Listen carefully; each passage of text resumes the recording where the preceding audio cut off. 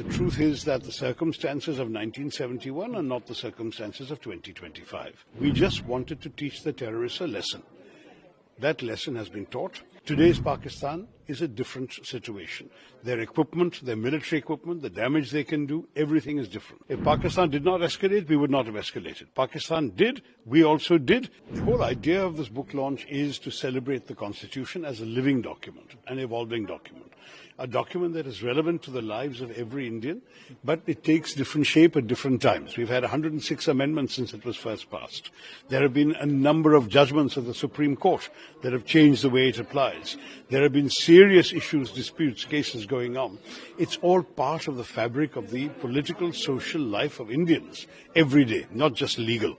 So it's a book that tries to demystify the Constitution for ordinary people. It's not written for lawyers, it's not written for constitutional scholars, but for you and me, just to appreciate what the Constitution means in our lives. Sir, a big development happened between India and Pak, sir. What's your take on it? Because now on all social media, Indira Gandhi is trending and Congress party is saying that Indira is iron lady. You see, the fact is that to my mind, we had reached a stage where the escalation was needlessly getting out of control. Peace is necessary for us. The truth is that the circumstances of 1971 are not the circumstances of 2025. There are differences. As far as I'm concerned, I believe that the people of India deserve peace. We have suffered a lot. We have lost a lot of casualties. Ask the people of Poonch how many have died since this war began and the shelling from the Pakistanis. I'm not saying that we should always stop wars. When there are reasons to continue them, we should continue. But this was not a war we intended to continue. We just wanted to teach the terrorists a lesson. That lesson has been taught. I'm sure the government will continue trying to identify and track the specific individuals who did the horrors of Pahalgam. But as far as this particular conflict with Pakistan was concerned, there was no reason to risk the loss of more lives and limbs and fortunes. We need to focus on the well-being and prosperity of Indian people, of growth, development, progress. I think the peace is the right way to go at this stage. Sir, India's position on terrorism will be, remain the same.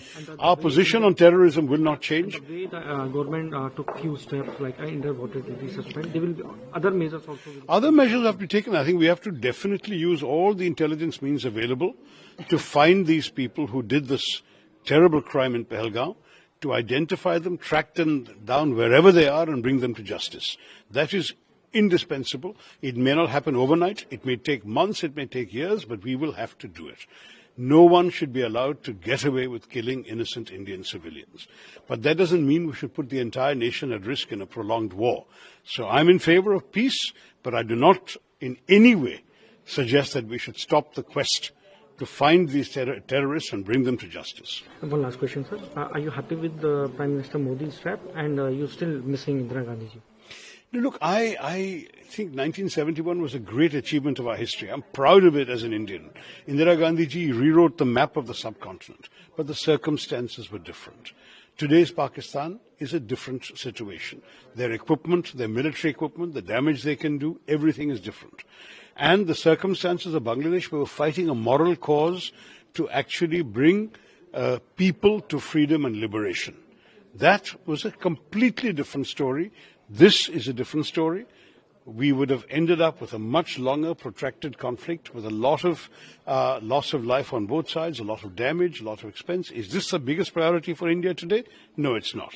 We wanted to teach those who had sent these terrorists across that there is a price to be paid.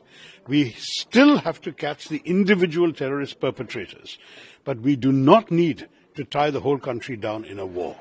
That is something I've been very clear about from the start. India did not, I believe, at any stage see the action of the 7th as the beginning or the opening salvo of a long protracted conflict. For us, it was one-off. We'll do it. If Pakistan did not escalate, we would not have escalated. Pakistan did. We also did. It was getting to a point where if it continued like this, we would needlessly have been caught into a long drawn-out war without a clear objective at the end of it. Liberating Bangladesh is a clear objective. Just keeping on firing shells at Pakistan is not a clear objective. You see the difference.